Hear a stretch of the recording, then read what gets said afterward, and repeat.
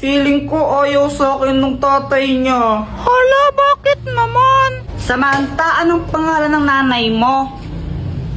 Si Mama Marigold pangalan niya. Wow, ang ganda naman ng pangalan niya, parang pangmayaman. Tatay mo anong pangalan?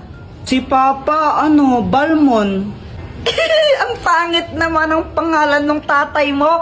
Balmon, ang pangit nun sa ML Siguro yung tatay mo pangit din, no? What? Uy, hindi ang pogi kaya ni Papa ko. Ang sabi mo? Hala, Samantha, sino siya? Kilala mo? Siya yung Papa ko. Bye. Kailan mo sasabihin sa kanya na crush mo siya? Hindi ko alam. Ha? Bakit naman? Nahihiya kasi ako